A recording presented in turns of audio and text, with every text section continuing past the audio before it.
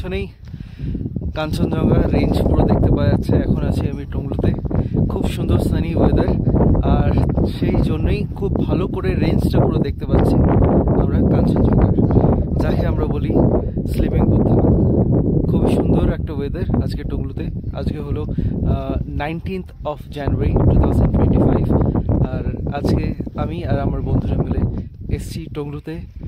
আছি আমরা রাজু হোমস্টেতে। খুবই সুন্দর একটা পরিবেশ, খুবই সুন্দর হোমস্টে, যেখানে খুব সুন্দর খাওয়া দাওয়া সব কিছু আমাদের একসাথে আমরা পেয়ে গেছি একটা ছোট্ট নমিনাল চার্জে।